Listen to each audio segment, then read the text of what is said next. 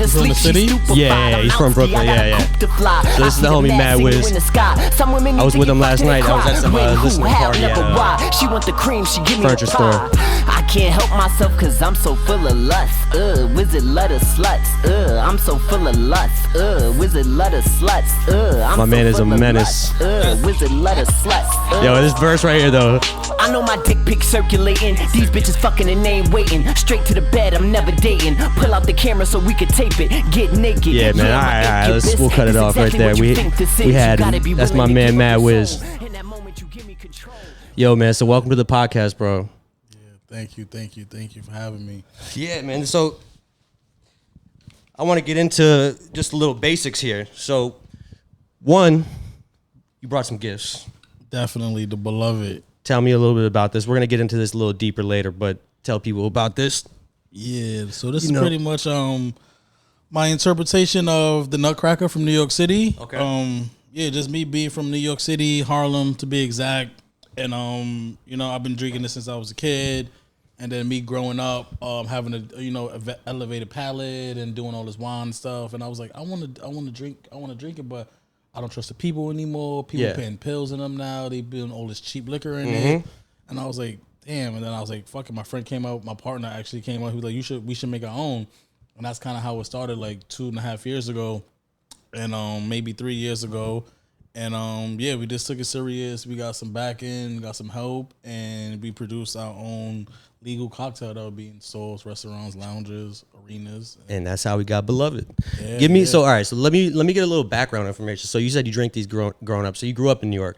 Grew up in New York, Harlem, West Side, 125th Street. Okay, cool. And like, do you know the origin of the Nutcracker? Like, do you know the history behind it? Like the founders. I did just a little bit of research, Yeah, I did. So like, I didn't know it growing up, but like doing this, I definitely had to do my due diligence. So I heard it was like some Caribbean people uptown, like Bronx, Harlem, something like that. It's a lot of different stories. I don't know which one is actual facts. But I heard it was like some Caribbean people. That's why it's usually like a lot of rum and stuff in it. Yeah. And they just, whatever they had in there, and they just did their thing. So that's what I got. I'm curious to see what you. Yeah. So I got it right here, right? So I wanted to do a little research. So yeah, it started in Washington Heights supposedly in the 90s. Mm-hmm. And it was Jose Chu, a manager at Flor de Mayo, a Chino Latino restaurant. And then some dude named Juice, who was like connected in the streets, some sort of sense. And the name actually came from the ad for the ballet, the Nutcracker ballet. Oh, on television in like the early 90s. I didn't know that at all. And it actually when I do when I drop this episode, I'll pull up the ingredients and put it on the screen too. But the original recipe supposedly was Bacardi 151, Southern Comfort, amaretto, pineapple, grenadine, and sour lime. Yeah. Yeah, so I heard stuff like this because this is like the one that was in so because Flor de Mayo is a restaurant. So I think before Flor de Mayo it was like a different vibe, but then they just took us to the next level, just like the Butter Spot. I'm not sure you know the Butter Spot. I'm not sure.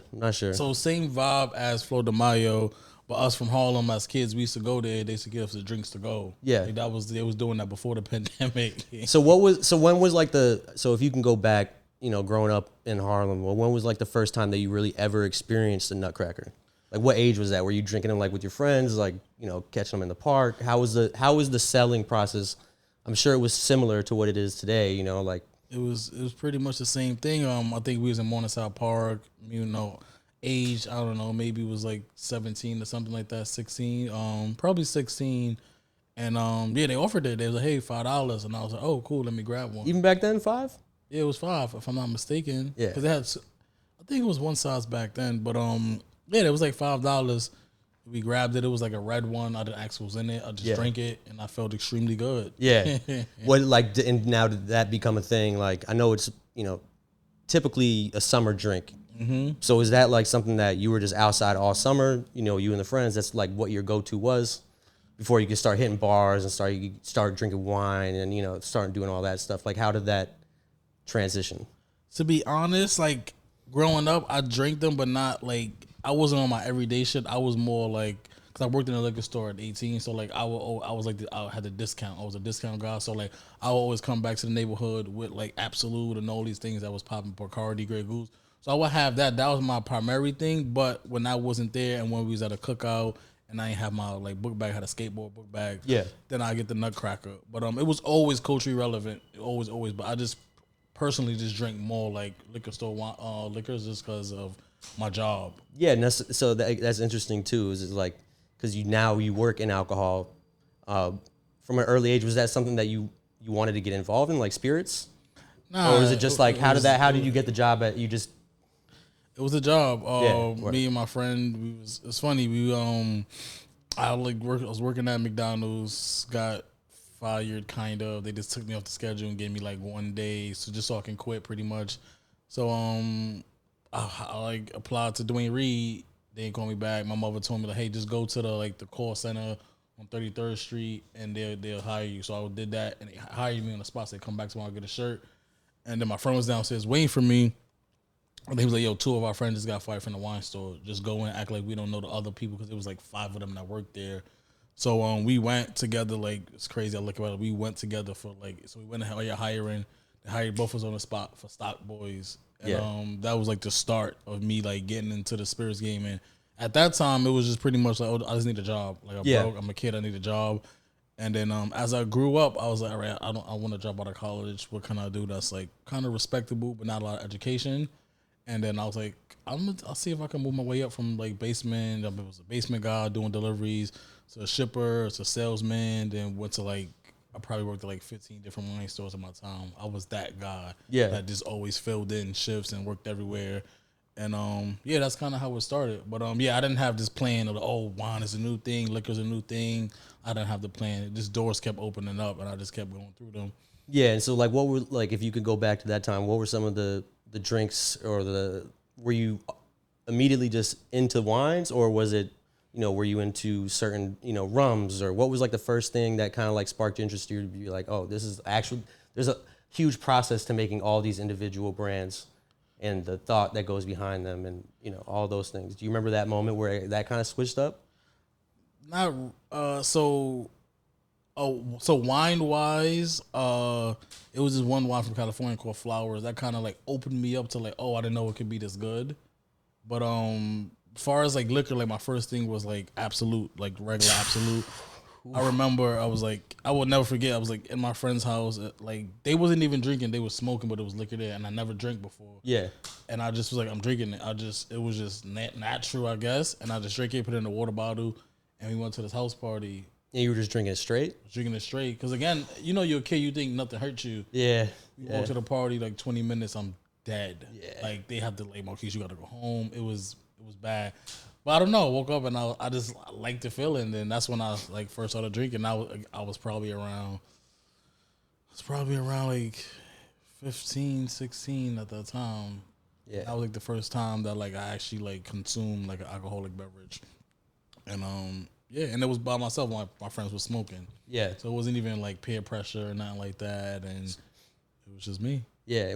And I want to like touch back on something that you mentioned. What was your plan? Like, what was the original plan? What were you going to school for? Or what was the idea? So I wanted to be, growing up, like, you used to wake up 6 o'clock in the morning, Channel 5 be on to be Mike Woods. So I wanted to be the weather guy, because like, I didn't see a lot of black people on TV, especially the news really. It was like Brenda Blackman, and then it was like my man Mike Woods, and weather was like kind of cool to me. So I went to like college for like video, like for that, to like be that. But it wasn't for me. Like I'm kind of shy, so like you gotta go to speech classes and all of that. Yeah. And I was like, I'm not doing all of this. That's crazy. That's what I went to school for. I went to school for like television, radio, broadcasting. Yeah. I loved it. But I was doing it since high school. I was in a program where there was like some sort. It was like high school. It was kind of like radio. Like you could access it, but it was kind of just like learning the idea of being on radio. And then I also had a lot of like editing classes, video production classes. It also just gave us the passes to be able to walk around the hallways. That was like the main perk of it. You know what I mean? But then it just transitioned into college. I tried journalism at first, but I just didn't. It wasn't my vibe. It was too much writing. Oh yeah, I'm not good at that. Yeah, it just wasn't my vibe. So I like to be more hands on. But that's interesting. Yeah, that's cool. That how many years did you go? I tell people I was enrolled in college. Yeah. Probably like 3 months, bro. Word, hell like, yeah. And then I just stopped going. And my mother was like, "What's going on?" I was like, "I don't know." She's like, "You better find a crib." And then that's when I took the wine job a little more serious. I'm like, "Right, cool. I can't be a stock boy my whole life." And then that's when I started like trying to learn and ask questions about the wine. Cause I'm like, I could do this. This is cool. And then I just started moving my way up, like slowly, every year. And then, before you know it, I was like a manager buyer at like another shop. And then, just started my own company, like, going past it. But, yeah. What is it? What exactly is what? I mean, I understand the concept of being a buyer, right? But like, break down the process of being a buyer for, I assume, like certain places. You have to cater to the client that they have. Like, walk me through that process of filtering out what you think is best for whatever place. Yeah, so being a buyer, it's a very selfless job. A lot of buyers nowadays, they just buy what they like, and it's really not about you. You can still have your signature on it, but you still gotta understand like your demo, who's there, who's around the neighborhood you in. So like I feel like my edge, I worked in so many stores in so many different neighborhoods and so many different boroughs that I have an array of knowledge. You know, so I'm buying from like on the Upper West Side, like they not into the natural wines, they not into the crazy wines, they more conventional. Conventionals like Bordeaux's, Burgundies, like easy stuff. And when I'm uptown, maybe Melbacks, so like a lot of Argentina Melbacks, a lot of easier stuff like Merlots, like easy stuff. So and then when you come to Soho with LES and Brooklyn and all of that, they want the natural stuff. So it's like you gotta really like cater and like really be selfless, and it's not about you. Like so, I learned that like, I love these wines, but it don't sell. It's good, but they made it maybe not know it, or they just don't like it. It's not their palate. And then sometimes you can slowly get the people on, but you got to have a balance of putting people on, but also giving people what they want and what they're used to, because it's a business at the end of the day. Yeah. So would you say that in the wine community, that is for the consumer is like a big jump? So say you're normally used to the classics, the basics, like you're saying, the Bordeaux, the Burgundies, stuff like that. Is it a hard pitch for somebody like that to be like, you should try natural? Yes. The conventional people is a little bit more challenging to try something new than vice versa. Yeah. The natural people, they love that, but it's easier to sell them. But the traditional people, they traditional for a reason, like, and then when they do try it, they don't even like it because it's so wacky to them, opposed to like a natural wine person. If you actually get them to try a conventional wine, they might like it. It's not gonna be as much pushback. But traditional people, they're like, no. Yeah. Like, no. And break down the difference between a natural and a conventional wine. Cool. So natural wine is a vinification winemaking process, like how the wine is being made, and like no sulfites or low sulfites, and it's literally not. It's like nothing added to it. Like you see like a Bordeaux that's like the same thing for 20 years. Like that's kind of impossible, but they added all of these things to it and all of that. Whereas natural wine, it is what it is. That's why it's like kind of like cloudy, funky, like have all these cool colors, because that's like how nature intended it to be, without any interruption from us people and stuff like that. So I would say the biggest difference is pretty much the farming and then the taste. Yeah, like natural wine just tastes different. It has like a funky. It could be funky. It could be it's very interesting. It's a very interesting, unique per se kind of like style of wine. Yeah. And I feel like, I'm sure, obviously it's probably been around for ages, before. That's how it started. Yeah, that's what I'm saying. Before factories, you had to be making natural wine. You know what I mean? Like, so, I just feel like over the last couple of years, and just from, recent years of bartending, like natural wines really did take off over, you know what I mean? Now you have natural wine bars, natural wine menu selections on menus. Exclusively. Yeah. And it was a feel like it was a jump out of nowhere that everybody started talking about them. The first one I got introduced to was an orange, but orange always threw me off because it's gonna sound stupid, but you think orange wine, well, what is it made with? No, everybody thought that. Everybody thought. So I was like, but it's really just they kept the skin of the grape still, correct? Vinification, it's a vinification process. Yep. Okay, got you. And break that down. Like, what was like the moment where like you went from buyer manager to really like catering for specific clients? Did you ever you started the wine club, which we're gonna get into, highly recommended. But yeah, like tell me that jump from manager buyer to what was the next step after that? So pretty much, it was, forget the years, but I'm terrible with years. But I was working at a store. I was working at a few stores, and I always felt like I was smarter or wittier, or like I just knew what it was over the boss. But it's like I gotta do what he say, and so that's how the club started. Cause I was like, this shit is whack. You know, I want to do my own thing.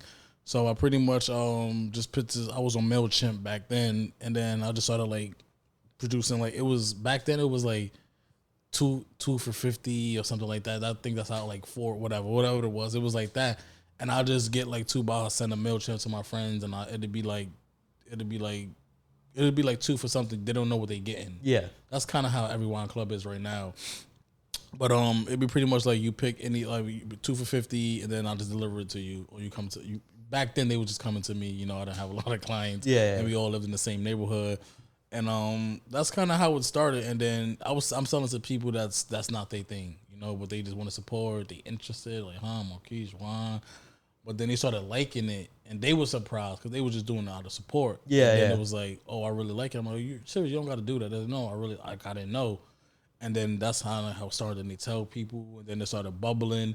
And probably like 2 years later, I took it a little way more serious and like quit and just did that because I was like, if I have my job, the security, I'm never gonna do what I want to do. So I had to really quit with like a couple grand on my account and just be like, I have to do this. Like I didn't know how I was gonna pay my rent the next month to whatever. I just did it, and then I just started getting accounts, like corporate accounts. Yeah.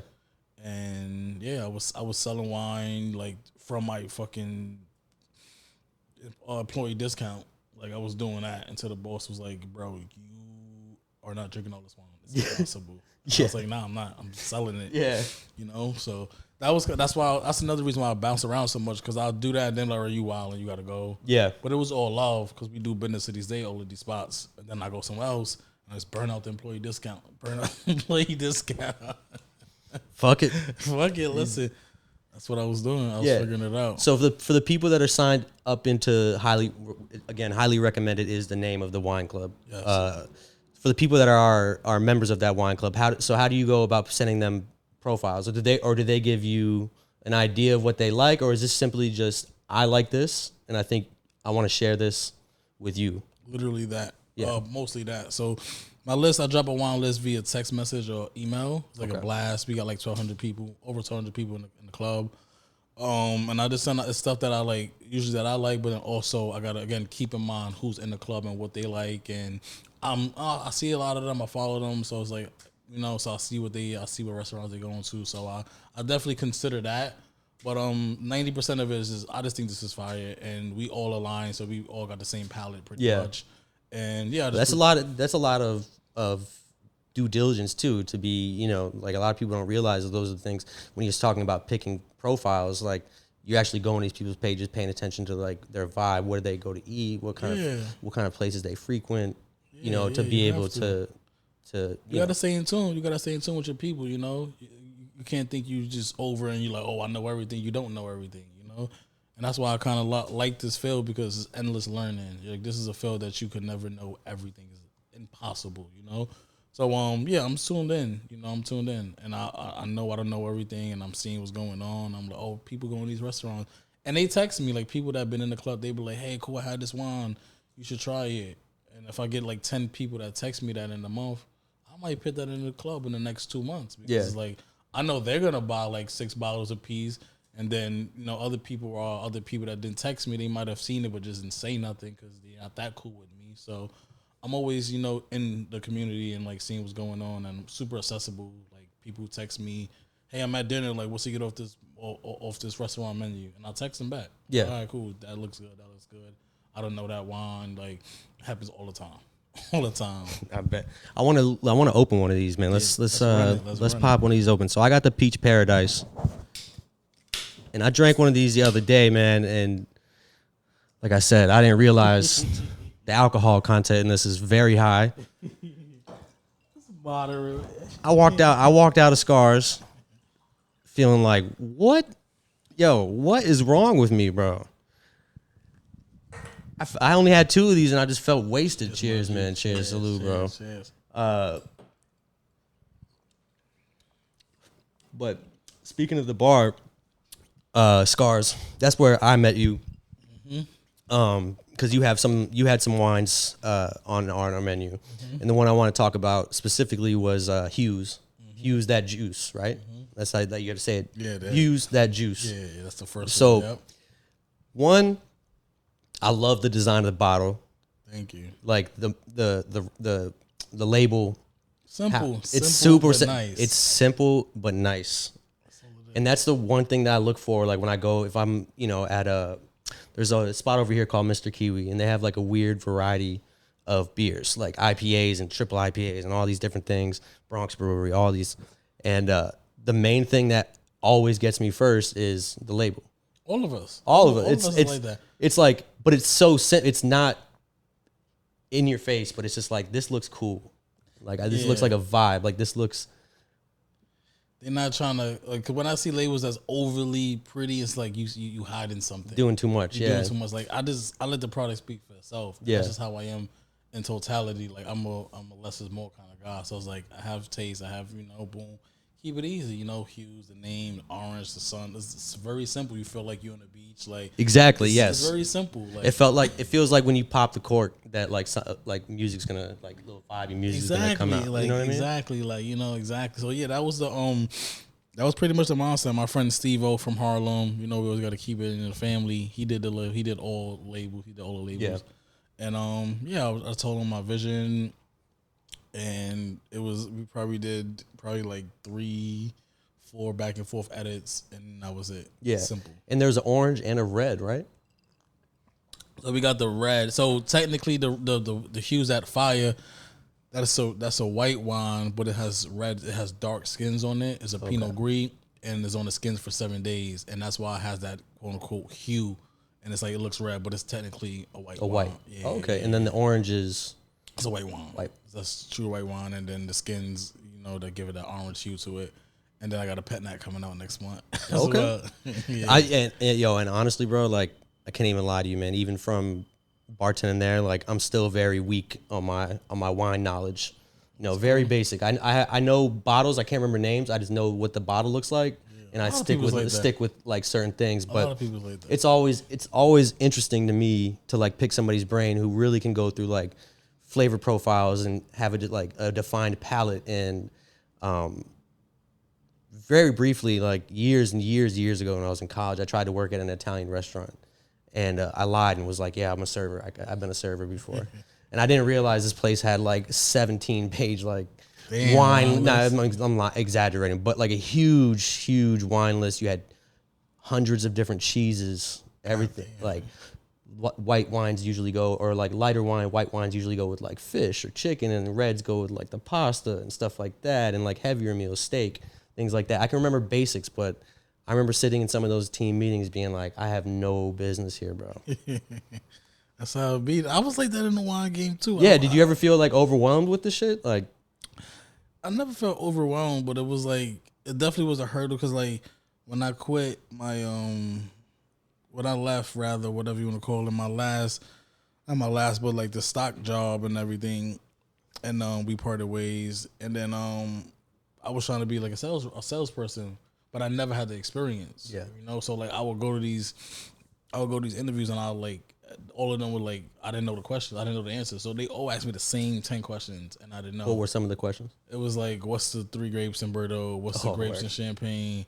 It was just stuff like that. Like, what's the native varietal in South Africa? Like all of these stuff, I didn't know. What's the grapes in white Bordeaux? Like I didn't know. I maybe knew 2 out of like the 10 questions, but they would tell me the answers. So after the 11th, 12th interview, I'm like, I already know what you're gonna ask me. Yeah. So I'm gonna just answer all these questions, and then I'm gonna study, and then I'm gonna start telling you stuff that you didn't ask, so you can't ask me something I didn't know. So like that was kind of my vibe, because I'm like, once I get the job, I know I'm good. Yeah. The customers is not asking you that. And then it was right, like once I got my first like sales job, it was at Forgers and like Chelsea, and I knew what they was gonna ask me, and I got the job, and I was helping people, and that's where I first learned about natural wine. Yeah. At Forgers, and but I was like kind of like, damn, I don't know what I'm doing. Like I felt like that in these interviews, like, damn, is this my field? Like That's what I was gonna say. But you said after the 10th or 11th, or you said 11th interview. Yeah. So that's what I was gonna say. So you never like, it never really I was gonna say, did you ever sit back and be like, this is maybe this is like, because you kept going back. Yeah, I didn't have a lot of like, information on any other job that didn't require a lot of school, so, and that's all I knew, I worked at Foot Locker, like, come on. So it's like, I'm like, this is cool. I liked it. But I never studied it like at that moment. But then once I got that job, had no choice. I was like a real salesperson. I wasn't like a sock boy. I wasn't a shipper. Like I was a real salesperson. So like we would go to like tastings. Like it'd be like these tastings, like portfolio tastings. When like full time come up, like every distributor would have a tasting, and you go and you learn. And then that was the first time, like, oh, this is cool. And then I started taking notes because they give you a book, and I take notes on like what I like and what I don't like. And then I started like it was a point in time when I drank a different wine every day for like a year and just took notes, like just took notes and like had a book for at the end of the year, just had a book full of stuff. And I was like, oh, I like this kind of stuff. I like this. And then it's like, that's when I really learned and loved like wine, when I like started like, I call it concentrating, like drinking. Yeah. Like, really taking like really, really good notes, sensitive notes about everything you smell, taste, feel, like everything.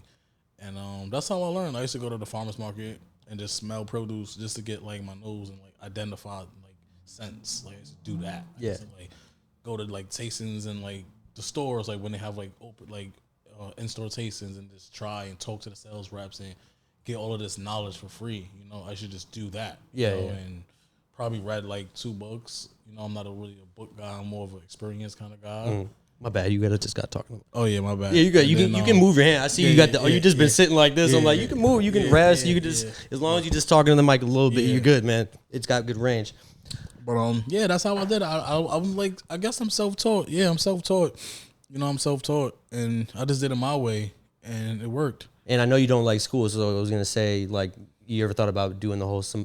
I always struggle with the word sommelier. Yeah, sommelier. So for me, like even young, like I knew I didn't want that. There's nothing wrong with that, but like you get that to like work in like a hotel or a fancy restaurant. I know I never wanted to do that. Yeah, because I know what that entails. That's like a real situation. Like dead ass.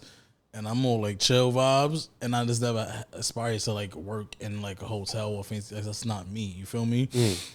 So I never wanted to do that. Like I'm just gonna learn my way. Because that's how I learn, and other people are like books people, and other people are experienced people, like you and I probably. So it's just like I just did what worked for me.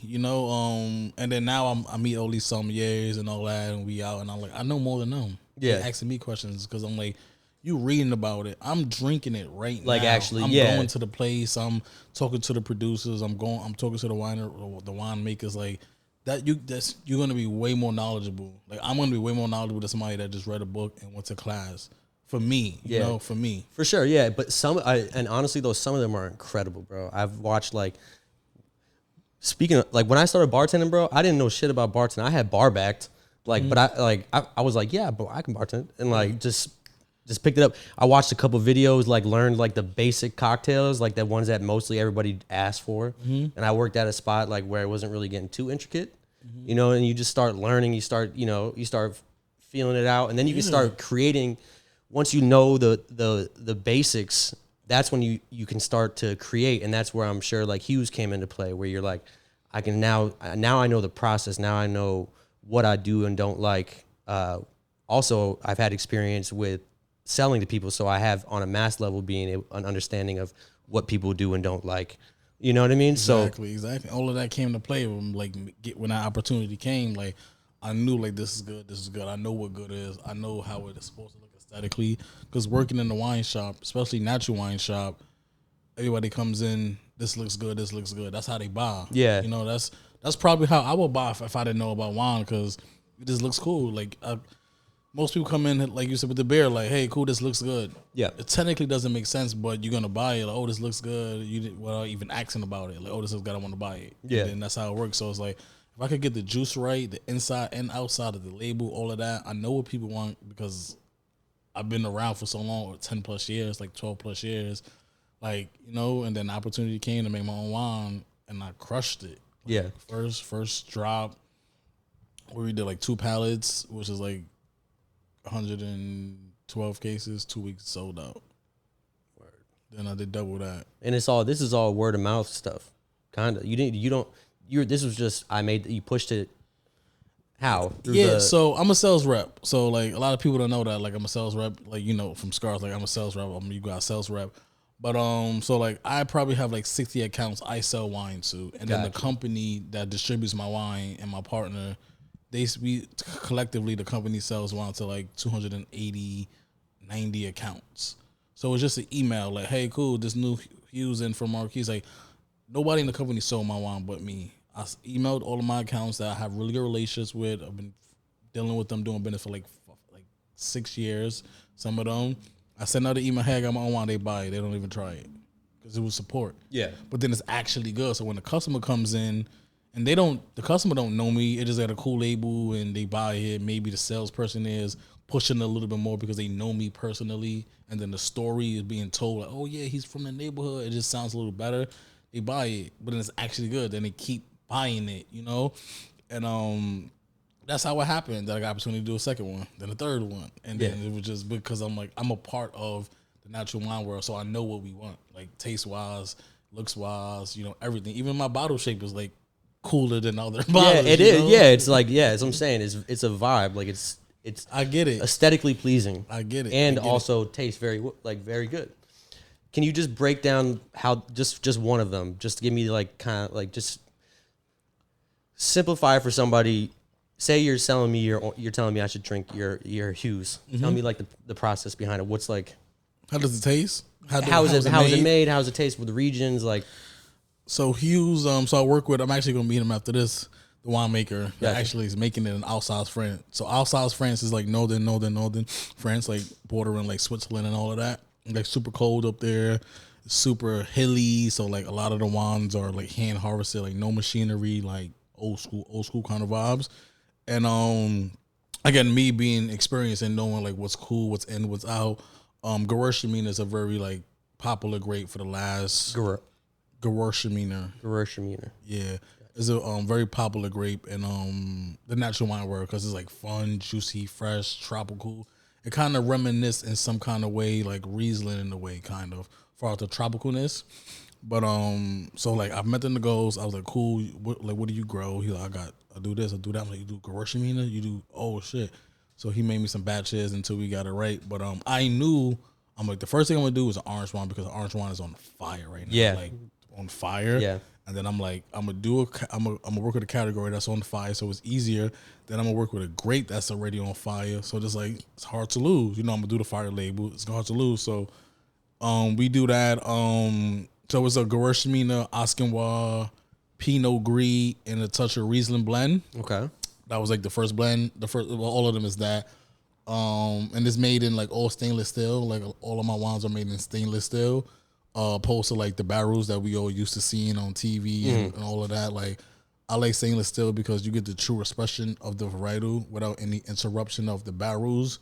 Like the oak from the barrel. Yeah. It definitely has to have. If it doesn't have a lining, I would assume it has to affect the flavor. Exactly. So like when people are like, oh, I don't like all these buttery, sharp, all these oaky, and when people say that, that's because of the literal oak. And the stainless steel is just clean. Like if you drink natural wine, it's very clean. It's like refreshing. You get tropical. You get more fruit to it. So it's all natural, made in stainless steel normally? All stainless steel. Okay. No, most of the time. Most of the time it's stainless steel, concrete. They do concrete vats. But they do some like French oak, but rarely. Like natural wine is probably 80% like stainless steel, concrete. Gotcha. I did a deal with the Achilles family in Alsace and told them what I wanted, and before you know it, we came up with the Hughes, that juice, the first SKU, and and this like for me, I think it's like a very accessible wine. I think that's why everybody like it because it's like an entry level orange wine, but then also people that's really into wine can appreciate it as well. It's that kind of like bridge wine. I call it like a bridge wine that everybody like is gonna appreciate this no matter their palate. Yeah. But that's just me understanding, like knowing like this grape is so versatile that everybody likes it, even if they don't even know they like it. Exactly. So it's like it's a safe bet to be like, trust me, it's gonna rock. You're gonna like it. You know what I mean? Like it's one of those, Yeah. You don't get that without being in the industry like me for like over 12 years, Like you don't get all of that, knowledge and all of that. So Yeah, that's where it come from. And how long was the actual process? Well, first off, have you had the chance to visit the place? I haven't visited the actual place, but I've been to France. But I haven't been to outside. I haven't been to the Achilles Vineyard yet. I plan on going. I think I'm gonna go next spring. I think I'm gonna go next spring or summer. You know, I think it's time. But yeah, I never. It's all email and business and stuff like that. Email calls. And stuff like that, WhatsApp. But no, I've never been there as of yet. Word. Another thing that I found interesting too. I've never had the chance to go on any. I've been wanting to go for a long time, but you do wine tours, right? Where you get tasting groups. Tasting groups, like you get like the van, and you guys go out to a Yeah, we did that winery. over the summer. So over the summer we did 2 of those. We did we went to Macquarie, and I forget where that's at. Finger Lakes maybe, I forget. And then we went to Heart of Hands, and that was it. And it was just pretty much like I wasn't the teacher. Like we went there. I was the organizer. Just organized it, right? And we go there, and then you have the winemakers. They just do their whole spill, and that's just me like just giving back and like showing people like what I see and talking to the winemakers because that's what they want to do. So we did 2 of those. And plan to do more. We want to do some overseas, like some European stuff as well. Yeah, that'd be cool. You got to just get everything together. But yeah, we do that. But we do tasting groups. I started that back up probably like 2 months ago. Yeah, where like every 2 weeks I'm doing pretty much. I pick a theme. Like I think last one was Burgundy. Burgundy's like one of the most sold out expensive regions in the world. It is the most expensive region in the world. And I just picked 4 wines from Burgundy, and people like bought tickets. Tickets are like $45. And then we just talk and chat about the wine, vinification, farming, story, everything. We just like chat for like an hour and a half, like have like charcuterie there, and just catch a vibe and just really build a community. That's what it was, just to really talk to the people, because I don't do a lot of talking. Like I just send you a list and you buy the wine and you don't get to see me and stuff like that. So like, let me just come back. Yeah, and it's a cheat code too, because you get these people together, you get some wine in your system, people's opinions start flowing, people start being honest with what they like, and you start to, you mentioned that you were shy. I'm sure you probably feel a little looser. Yeah, and it's 100%. What it is too. It's like, I don't know about you. I mean, I'm also a very like introverted, reserved. Yeah, but like if you put me in a situation like this, like this doesn't make me feel uncomfortable, but it's because I put myself in this situation. Exactly. I'm all about controlled environments. Exactly, because you control it. That's what I'm saying. You feel comfortable because you're like, I'm not running the show here, but like I put it together. Yeah. So now like I've already got you here. I don't have to. It's very hard to be shy at that. Exactly. That point. You have no choice. Yeah, exactly. You at home at a sense. Exactly. And it's like that's a fun aspect of the creative mind too. Sometimes, you know what I mean? Like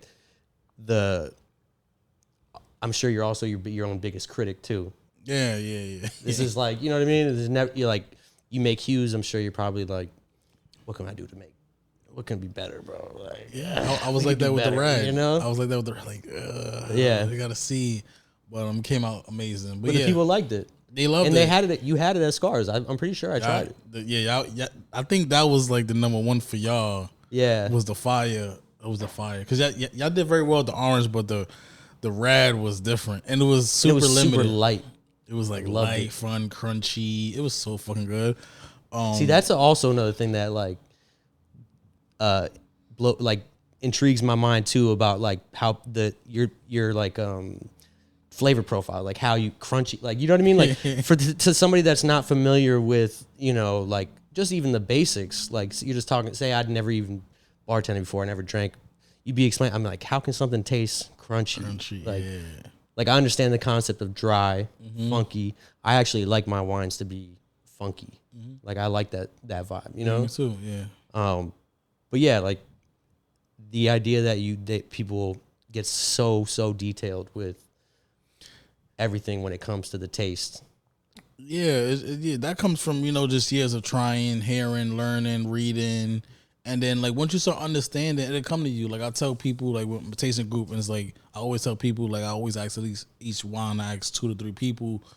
like, what do you taste? And I always say, like, don't overthink. Whatever you taste, that's what you taste. Like, describe it. If you smell popcorn, if you smell baked, whatever you taste, smell, like, that's what it is. You're never wrong. Yeah. So you just be honest. You just let loose, and then after a while, you start understanding and catching stuff. And somebody might say something, like, it happens to me. Like, in my tasting group, they be like, I had the wine probably 10 times before. But then you heard him say it, and then I'm like, oh, I never got that note. Oh, I never got licorice. Oh, I never got lime. Oh, so it's just like, again, and I'm the guy that's running the show, but like, again, I don't know everything. So it's like, oh, cool. So you just, before you know it, you just get into it, and then you start understanding more about wine and like the profiles and the acidity levels and the sugars and the different kind of barrels. Like, oh, cool. I could taste this is, like, I can like blind and taste like, oh, this is oak. This is not oak. This is stainless steel. This is concrete. This is amphora. This is like vintage 2021 maybe. This is just grape. Just because I drink so much, so I kind of understand. Break that process down to me too, because the other day it was one of my friend's birthdays, so I picked him up like a little bottle for us to share or whatever. Mm-hmm.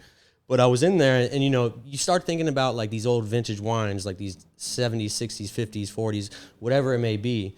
But then like, and they're these crazy expensive bottles. But then like I'll be at, I guess it has to do with the limited availability of that bottle. But the other day I can't remember what it was, but it was like a 2018. It was like a $400, $500 bottle. I'm like, I thought the higher the price normally means the older the wine, the more rare it is. Break that down. Like, how does that work? So like wine prices is like, it's a few things. It's prestige. Like if it's from a vineyard from like 200 years ago and they've been like awarded every award in the world, then it's going to be expensive.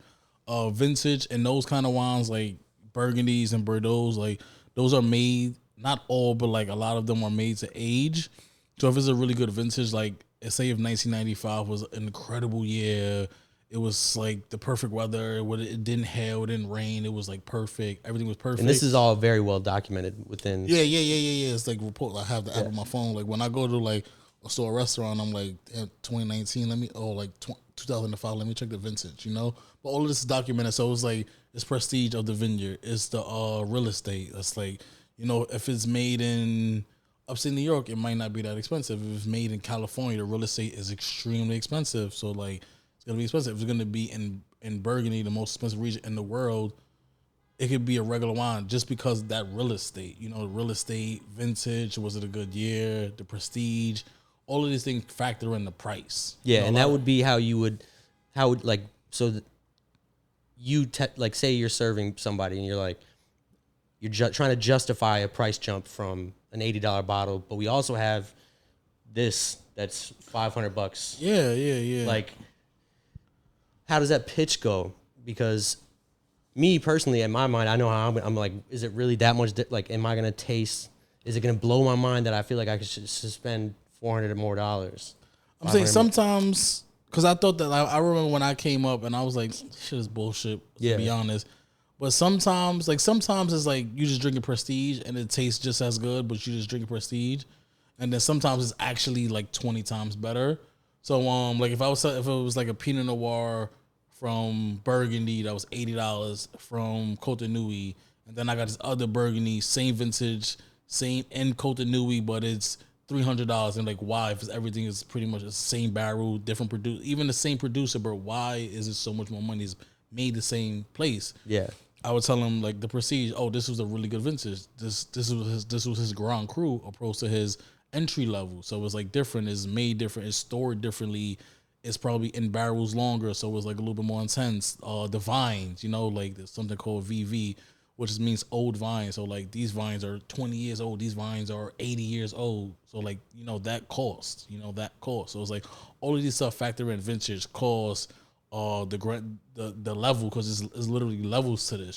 So it could be the same region, same producer, but just made in a plot over this small little plot that has like a little better soil and like better sunlight and all these like just a mile away, it could make a total difference.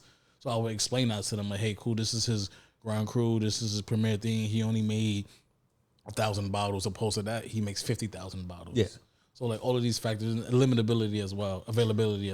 Yeah, it's funny because it's like briefly kind of work in jewelry at the moment. So I'm learning all these new things about stones and, all these, the clarities and all this shit. And the thing that people are talking about now is like this whole idea of lab stones rather than natural stones. Mm-hmm. They're much cheaper, but they're still made of the same quality. The content, the material of the diamond is still the same, but the reason why it's so cheap compared to a natural diamond is just they just make it in bulk. Exactly. It's controlled and grow.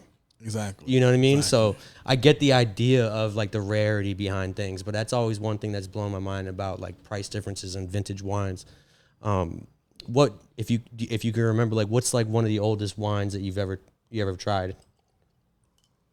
Because when I was doing my research when I started bartending, right, I would be go on YouTube watching all these videos, so my algorithm started changing, and it would be like, oh, world's oldest wine, or trying the world's oldest wine, or one of the oldest bottles recently found. Like, you know what I mean? I don't be drinking. I love old wine, but like honestly, probably like.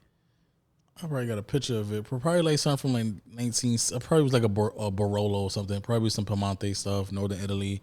Probably like some 70s, 80s, early 80s wine. To be honest. Yeah. Is there a market? Is there a market for the old stuff, or is it more just collectors? Like, is it a market to sell the old pieces, or is it more? Is it just people buying? I sell it. I sell it in my wine club. I got like special people that just buying like.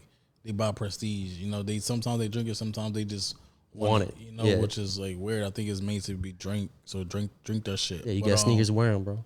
I'm that guy, like people come to my house, they're like, wow, I thought you would have like 100 bottles. I'm like, nah, I be drinking my shit. Like, I really like it. It's not decorative. I used to be that guy. I had like 5 cases hoarded in my closet, like crazy shit, like crazy vintages, crazy producers, limited shit.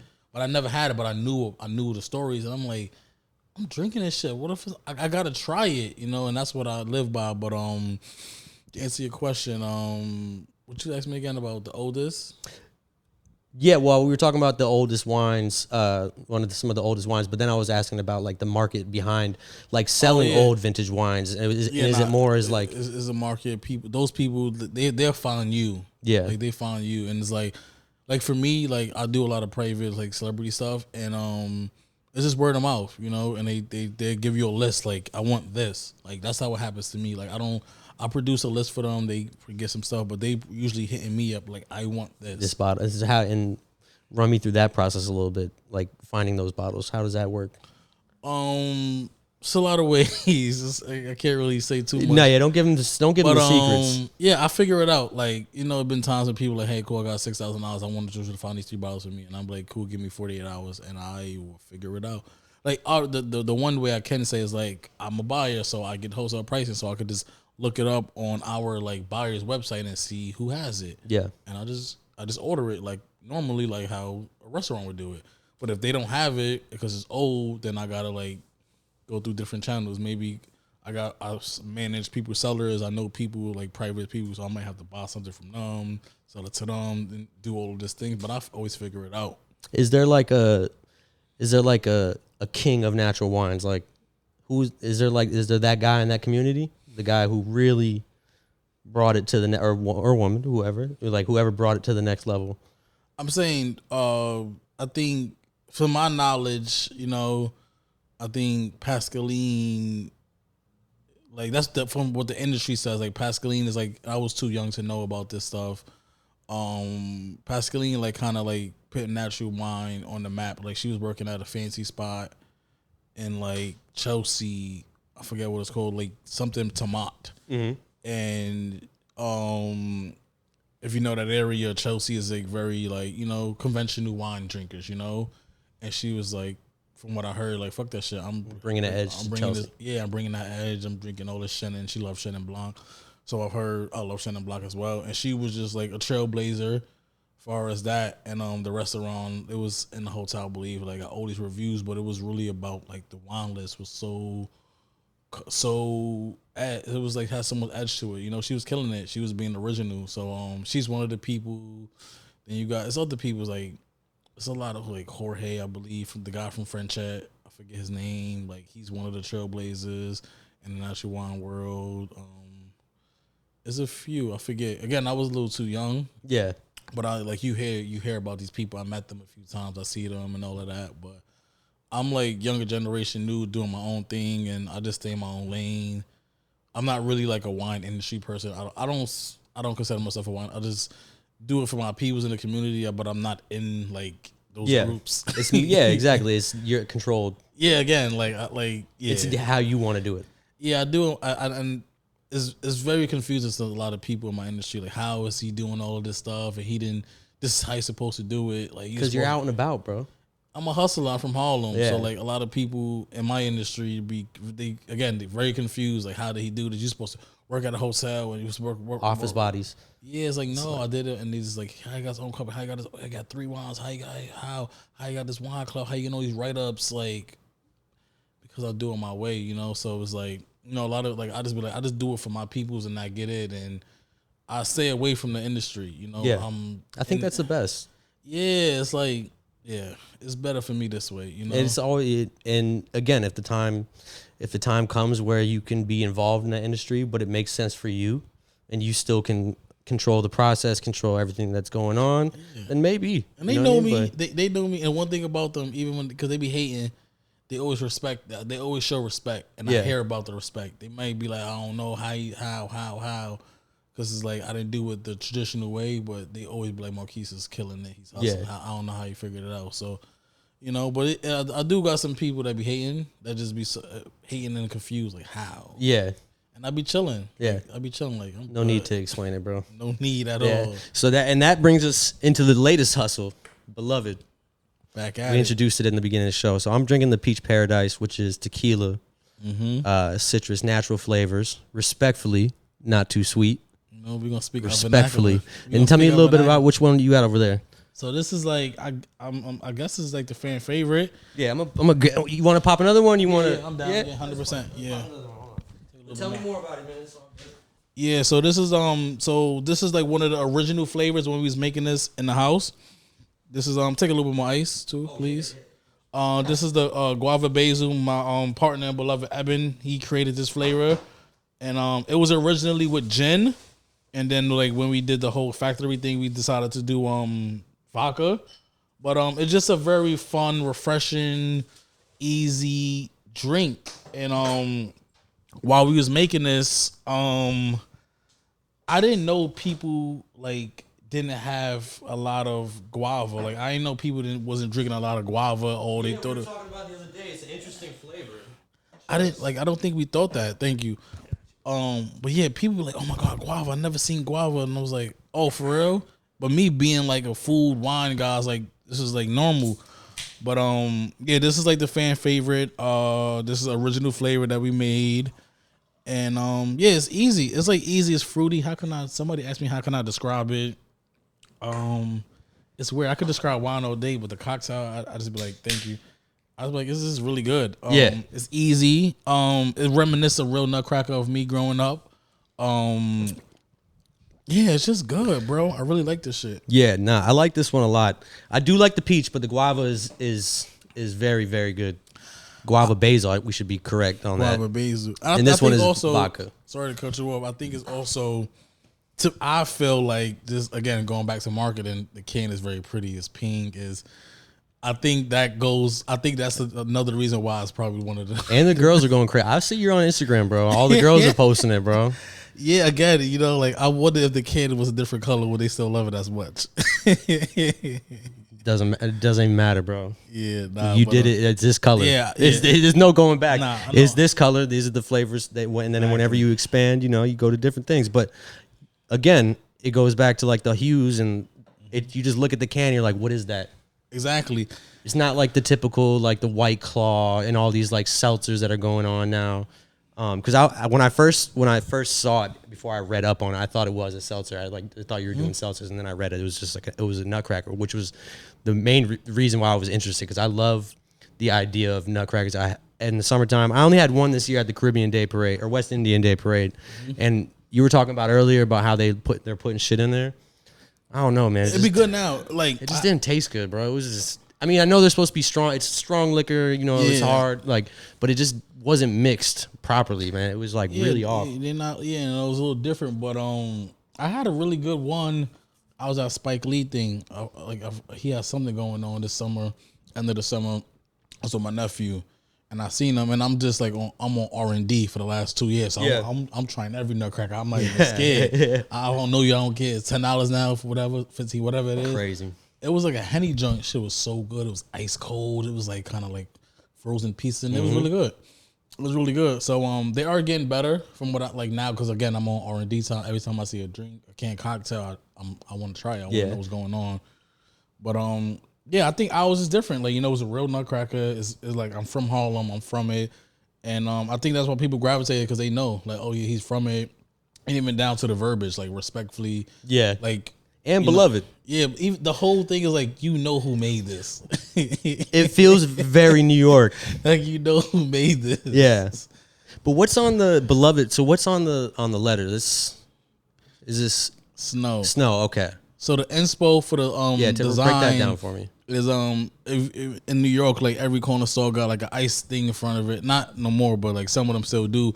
And on the side of the ice machines or ice boxes, it says ice, and that's the font, and that's. So I just literally jacked that from that. Easy. Again, simplicity. Like again, yeah. You know, and drawing inspiration from the community. Easy. That's hilarious, because I when I looked at it, I'm like, why does it look so familiar? But it looked. I know that because my job, when we do events, I go get ice from the bodega like around the corner on Spring Street in Soho. And you got to get the key from the guy up front, exactly, and go outside and pull it out, and then you know, easy. That's hilarious, bro. Like easy, bro. Like beloved, and it catches your eye, because especially out here, if you're doing it locally first, like people here know that it's gonna catch their. And even if they don't catch it right away, it's like what you said is like, I noticed from somewhere. So like you bring it back the nostalgic. Yeah, like, I've seen it somewhere. I don't know. And then maybe like a week or two later, like, oh, that's it. Then you see the ice machine, like, oh, that's where he got it from. So it's like, I wanted to put the community on it. Even on the side, it's like, you know, like show love and share. You know, like, I didn't even notice that. Yeah, a lot of people didn't see that, but it's like show love and share. It's like, it's really us. Like, it's really us. And yeah, this is dope. So what's the process? How do you go about making something like this? Where is this like? Yeah, so this, you know, because Nutcrackers are made in tubs. Yeah, so where's this made? Yeah, so this is made in a real factory in New Jersey. You're not making this in your apartment in Harlem? Nah, you got a ton of thousands of cans. So we was doing some research. We was trying to work with a person in like Greenport, New York. That didn't work out. They couldn't do what we wanted them to do.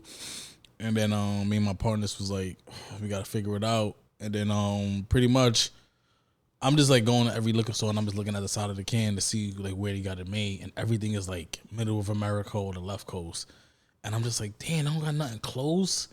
And then I went to the store, and it said this factory, and they made it in this factory. I was like, Edison, New Jersey. Oh, we could drive. We can go there. We called them, had a meeting. Come to find out, they do like all like the kombuchas, like that's around. They do that. They do Momofuku stuff. They do like lyrical lemonade. They do everything. They all the big dogs, but I didn't know. So we rocking with them. So that's how I found them. Just doing art, just doing research, because we was like kind of stumped. Like the original factory just couldn't do it, and then my partners is looking, and I'm just they doing an internet thing, and I'm a hands-on guy. I'm like, I'm just go to the stores and look at the cans. I'm a hustler. I'm gonna figure it out. One of these cans gotta say close, and one of the cans said Edison. I called the play, called them, had the meeting. They told us a budget, how it works out, blah, blah, blah. We made it happen. It's been like 2 years. And so this has been a 2 year process. This has been in the works for 2 years. Okay. Yeah, 100%. It's been 2 years. And top to bottom. And we like 4 months late, well over budget. But we here now, and I'm excited. The reception been amazing. I can't wait to And you've been doing personal deliveries. Yeah, for right now until you start getting stuff in the stores, which is coming up. Yeah, right? like next week. Yeah, we should be like in 100 stores at the end of this month, and like 300 stores by the end of December. And you know, a lot of like restaurant stores, a lot of like liquor stores, wine shops, some music venues like Brooklyn Still and all of that. Yeah, we're gonna be around Terminal 5 and stuff like that. So yeah, we're gonna be around. We're gonna be around again. Like my partners, Golden Vines, they are distributors. You know, Yeah. so they've been doing this for 10+ years. So it's like you gotta surround yourself, because that's how that happens. Again with huge, like huge people, how you do this so much? Like I just do my back office right. You know, so the back office is done right for this. So we're gonna be in every liquor store in every neighborhood, like all the restaurants that support us. We're gonna be in there, every lounge. Like we're gonna be everywhere. Like, Anything out of state or just mostly New York right now, local stuff? Right now we only got distribution in the tri-state and Philly. Got you. So they'll be working with that, but I'm looking to Well, hopefully going to put it at that pizza down north, right? What was the name of that pizza spot They that did? don't do liquor. Those my homies. They don't do liquor. They must open up another spot, but they won't have liquor though. But I wish they had liquor. Those like, oh my god. But we working on Chicago, DMV, Boston, Miami next spring, summer. Summer's probably realistic. But yeah, like I want to be in like every state, you know, by the next 2 years. I'm working. I want to get in like PR, DR. I want to get in some like what do you call it? Vacation spots as well. Working with some like boats and yacht companies and stuff like that. So because this is so scalable, you know, because it's easy as give and go. Like if you at the resort somewhere, like you know, it's easy. They don't want to make drinks. This is much easier for the bartender. So yeah. The scale on this is like insane. So yeah, we thinking big. Like we thinking like, oh yeah, 5 years we out of here. Yeah, you gotta get some like product. You gotta get somebody. I know you said you gave some to homie's team the other day, but like getting this in some popular people's hands. Oh no, yeah, that's gonna start happening in 2 weeks. I like again, I know a lot of these people, and my people know a lot of these people, but like it's not in the store. I wanted to translate because I don't want like fucking the biggest person to be like, this is fire, and then he can't find it because I didn't do the back office yet. So I want people to see it, follow it, go to my page, see like my commercial, because we only got one post. So I want them to see like, oh, they got 3-4 posts, they got this and that. Oh, let me look at their stock list. Oh, they in 175 stores. Oh, they are half a mile away from my house. Or they 2 blocks away from my house. I want the transaction to be like that. I don't want to be. I'm not the too cool guy. Like, oh, you post it. I have fucking Cardi B posted, and it's like, oh, I can't find it. Can't even fulfill the amounts like that, the popularity that it would bring. Yeah, people try to be too cool. It's like, no, I'm about business. So it's like, I want to get my ducks in order. Like this month, I'm gonna get every store, and then I'm gonna give it to the right people. When they post it, it can translate easy. Like, oh, cool, I can see it, follow them, buy it. Oh, it's down my block. Oh, I'm gonna buy 12. I'm gonna buy 6. And that's how it works. You know, a lot of people try to be too cool, but it's like, nah, I'm gonna do it right, just how I did Hughes. You know, just doing it right, having a plan, being smart, and not rushing. You know, and not rushing. So. But yeah, all of those people's gonna get it. All those people. Yeah. That's what I'm saying. You start getting this in some, some model girls, some hands. You know what I mean? We got to play. We got to play. Because they hitting us up like, can I post? I'm like, don't post it yet. Like I tell them don't post it. I'm just posting on my story, not tag it. I was like, just wait, because they're gonna find it because it's you. So just wait. And but yeah, we about to do some stuff. We about to do our release party in December. You gotta pull up for sure. It's gonna be, we're gonna do a few all in Harlem, and then we're gonna do like public records, all the fancy stuff. But we're gonna start in Harlem and then move our way around the whole New York City. Yeah. But for anybody that's local to New York, you can go get this at Scars right now. Scars Pizza on the Lower East Side. Yeah, gotta get another order though. Curry. Oh, you went through my bad. I forgot. Yeah, well, not yet. They sold out. Yeah, like I got there like 2:30. I left at like 4:30, but it was there since 12. And Kerry was like trying to order more. She got more in the car. I was like, nah, don't. So that's awesome. And I didn't think it was gonna do that because it wasn't super advertised from what I seen. But like I think. And it's cool to see how people interact with your product, because you think one way, but people do another thing. So people's buying it, and then like, oh yeah, cool, I'll take 2 to go. I'm like, oh that's how it's gonna work. Like my friends are hitting me. I'm doing drop offs, like free drop offs. Can't sell it yet, and they're like, yo, cool, this is good. Thank you for the 1 can. Yo, can I get the case? Can I get the case? And like all my friends is like case. I'm like, is this how they're gonna buy when it's in the store? Like, cause that's I don't know. You never know. Yeah, you never know how people gonna interact with you. So it's just funny to see. It's interesting to see how people interact with your product and everything like that. Cause it's like I'm thinking, oh, people want 2-3 can case. Yeah, word. Cause you can have a party, bro. Like exactly. Somebody like. Yeah, people like, I'll need a couple cases for my birthday. It's the 14th. I'm like, Yeah. oh yeah, we should be in the store by you, but don't worry about it. Like, I need like 4 cases. I'm like, How many come in a case? 12? 12 in a case. Gotcha. Yeah. So I think in store should sell it for $120 a case. Is that the price? Yeah, but they might charge a little higher. I don't know. Who knows? They do what they want.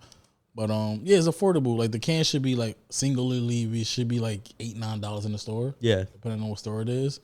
It's easy. It's 2 cocktails in the can. Like it's 2. And Any ideas for any flavors that you got in mind? Or you keeping that secret right now? Oh yeah, you gotta keep that shit. Yeah. But yeah, me and my videographer and friend, we were just like shooting the shits, and he was coming up with some fire ideas. I was like, damn. Yeah. So it's like, yeah, we probably do 2 more flavors next year, and then whatever's the most popular flavor this year, we probably bring that back, which is probably gonna be the guava. But yeah, and then we got like city collabs, and like it's gonna be cool. It's gonna be cool. You gotta just get over this hump real quick, sell it, make sure everything is good, get the money, make sure everybody pay their bill so we can get paid, and then just throw it right back into the company. Hell yeah, man. Well, shit. Before we get out here, I wanna pick your brain on something real quick. And for people watching, since I'm talking with somebody that's very, very well versed in wines, for me or for anybody that's watching, like if you could give me, I'm trying to do on some like wine club stuff. So like top 3 wines right now that you would recommend for people to try, including yours if you like. But you would definitely be posting your link, for Yeah, I your wines and appreciate that. stuff. So for me, I won't do a particular wine, but I'll just do like grapes. Cause it's Thanksgiving time. Like, so it's like I would give like, if you don't mind, like I'd rather give. No, that's actually a cooler idea. I would give like please. 3. I would give like 3 Thanksgiving like staples you should have on the table. There we go, perfect. So like I'll do. This will be out before Thanksgiving. Yeah, exactly. So I would definitely do like a nice, fun off dry Riesling. Okay. Particularly from Germany. Okay. I love Mosel. You see anything from Mosel, it's probably really good. They kind of like do it very well. And Mosel's like a region within Germany. I would do that. You always gotta have a Gamay, which is a Beaujolais from the Loire Valley in France. Beaujolais, in Burgundy. Sorry. And then you always gotta have. So we did. And these are specific kind of vibes you're giving for Thanksgiving. Yeah, so I'll do a Riesling, a German one if you can. Gotcha. So that's the white, and then for the red, I will do like a Gamay from Beaujolais in Burgundy region of France. That's the red, and then we do 4, and then I'll do any kind of sparkling, like a cool, fun, off-dry Prosecco, Cava. I like Natural Leash. Would Natural Leash be a... Natural Leash, what's that? It's like a sparkling rosé. They have it at Scars. I don't know that producer. I gotta see that one. It's good. Yeah, it's pretty solid. It's from New York, right? Probably. I don't know. But I'll do like a fun sparkling, and then I did white, and then I'll do like a fun orange. I would do like a skin contact, like Chenin Blanc. Cause Chenin Blanc is like fun, tropical as well. A little bit of like honeysuckle, so it can kind of fit all the food, and your family might not be too well versed, but it's something that's like very versatile. So I'm taking all this information to my Thanksgiving dinner this year. Yeah. So I'll do like skin contact, Chenin Blanc, a sparkling of some sort. Even the pet nat, you could do a fun pet nat. That'd be even fun. A Gamay, and then a fun Riesling, like an off dry Riesling. You should be good. All right, you heard it here first, bro. Mm-hmm. If you want to let people know some of the, we talked about them, but highly recommended. Hughes, like where they can find all this information at. Yeah, so highly recommended is like the overarching company, and then Hughes is a subsidiary of highly recommended, and that's like my wine brand where we have 3 wines. We have orange. That'll be back next month. We have a red. Yeah. That'll be back next month. And then the Pet Nat, which is a sparkling that comes out in December. Unfortunately, it just missed the boat. So it's going to come like a couple weeks after the other 2. That'll be like, you got distribution in New York, as you know, in Tri-State. So they'll be there working on different states next year as well. We can find us on Instagram, highly recommended _NYC. Our website, highly recommended NYC.com. And yeah, we did. The website got all the information for like all our services, what we do. You can sign up for the wine club on the website. This takes 10 seconds, maybe 12 seconds. Yeah. It's very simple. And I said, stay tuned. We got some events coming up. We got our fried chicken, champagne, and caviar party coming up. Our third, volume 3. What? Wait. What? Oh yes, yeah. So this before we get, I gotta hold on. I'm sorry. I know we're closing up here. Wait. What? A fried chicken and caviar? Fried chicken, champagne, caviar. So me and my friend Ray from OTL, Out to Lunch, we do these events. We do these parties like twice a year. We're gonna travel with it next year, but this is the last one we do in New York. And we serve fried chicken, champagne, and caviar all night. Never had caviar actually. Gotta pull up. I don't know if I would try it, but I don't know. Listen, 80% of the people in the party say that, even though they bought the $100 ticket, and they get there and they eat caviar all night. Yeah, like it's like some player fly shit. Like, that's all. Yeah, I'm saying I'm in it for the novelty. I'm in it for, and I might like it. It's good. It's like honestly, like I don't be eating caviar. It's like a swag thing for me. But we get the best caviar possible, so it's like it's good. And then some people that didn't have it, it's like, oh, it's kind of salty. You getting like not the best quality. So I get the best quality we can get. And it's good, and people was very, very surprised that they like it, and they keep going back, and we do caviar bumps and shit. Yeah, word. Yeah. And it's like a vibe. But yeah, December, like the middle, like probably like a week or two before Christmas, we're gonna do our last one in New York. All right, I'm definitely looking forward to that. I'm looking forward to the release party too. Or the release. Yeah, the beloved release party is gonna be our first week of December, the first Friday in December. Yeah.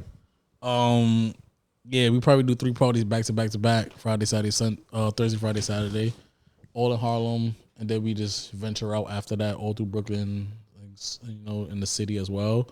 But yeah, that's where we at right now. Cheers to that, bro. My G, cheers. Yo, thank you for coming to the pod. This is the first on camera. You said, right? Mm-hmm. Sitting on couch, man. Right in the crib. Well, this is About Whatever podcast episode. I think 24, 25. Who knows?